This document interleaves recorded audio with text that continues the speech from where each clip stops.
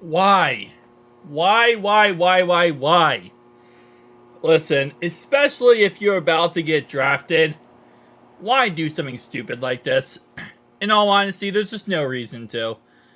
So, if you guys did not see my post yesterday, DeAndre Sweat was arrested by Travis County Jail. Well, arrested by Travis County and sentenced to jail for a DUI charge last night. He posted a $3,000 bond and was released from custody after he was booked. Now, DeAndre Sweat, was projected to be a second round, early third round pick. I mean, there were some mocks that had him as early as the end of the first round. Some mocks had him at, early second round pick, mid second round pick. But the latest he was projected to go was early third round pick. That's the latest, was early third.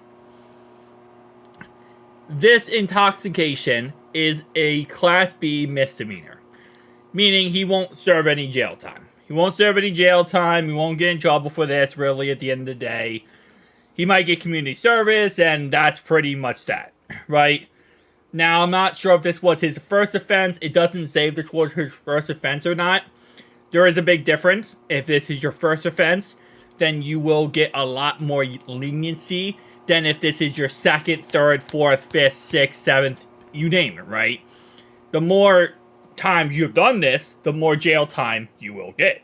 If you're a repeat offender, well, they usually throw the book at you, especially when it comes to drinking and driving. They don't mess around with that, which rightfully so.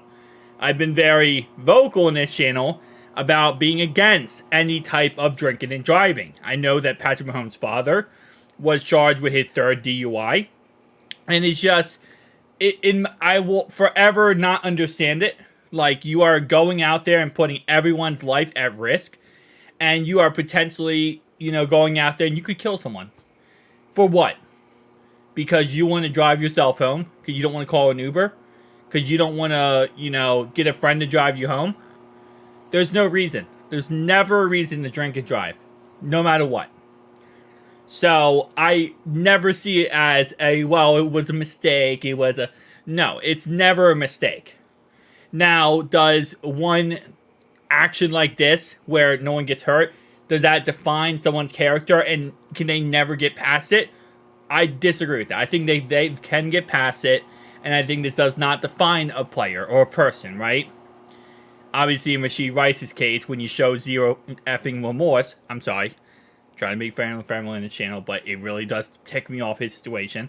When you show no remorse, admit you do it, but still has your attorney go out there and talk, when you could easily talk yourself when you already admitted to the crime and apologize on social media, then I have issues with it, right? Now, in that case, somebody else got hurt, somebody else got, affected by it. This case, based on what we understand, nobody got affected by the situation, except for DeAndre Sweat. Thankfully, no one else got hurt. So, I think he can get through this. I think he needs to put out an apology. I think he needs to talk to the media and apologize for his actions. And I think that he owes a big apology to every single team that thought about drafting him at this moment in time. Now, does this really that much affect his draft stock? Not really, no. Last year, Jalen Carter, before the NFL Combine, was drinking and driving, racing a friend, and his friend, they got in a car crash. His teammate and his coach was in the other car, and they both passed away. Because of his drinking and driving and racing his friend, the teammate and the coach passed away. He did not drop at all in his draft stock. He was supposed to be a top 10 pick, and the Eagles took him at number 9.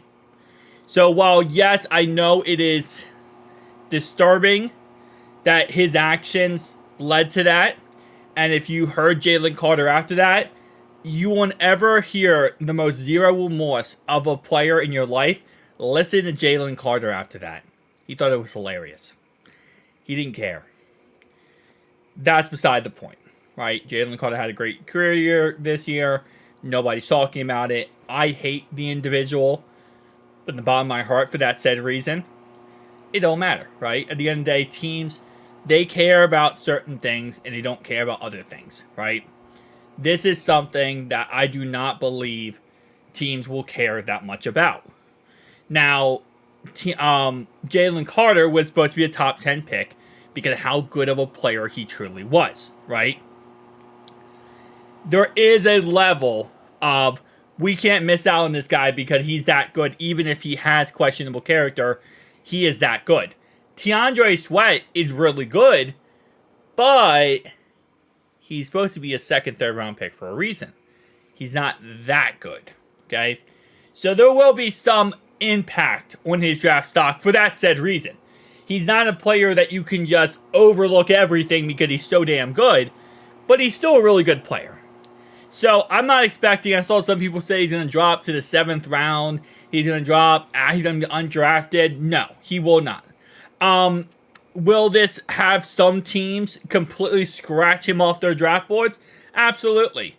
Could the Bengals do it? It's possible. We don't know, right? So this could be a, end sentence for half the league that says, hey, listen, go to Cleveland or go to, not Oakland anymore. Go to Las Vegas because that's where they take players who are, do stupid stuff like this. But at the end of the day, I think he'll probably be a 3rd round pick. 3rd, 4th round pick. I don't think he'll be a 2nd. I think he has, set the bed here at this point on the 2nd round. He's off the 2nd round. I think he'll be a 3rd or 4th round pick, and I think that's kind of where he'll set for this upcoming draft. I'm not expecting him to go anything earlier than the 2nd or 3rd round. I'm sorry, 3rd or 4th round. I don't think he'll be a 5th round. I think he'll be way earlier than the 5th, way earlier than the 6th, and way earlier than the 7th. I do not believe he'll ever even see the 5th round. I think he'll be a 3rd or 4th, and that's where he'll kind of set. He'll get drafted by a team.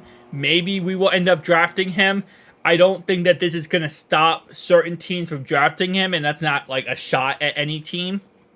At the end of the day, I think he's still a really great player, and I think they're going to look past this.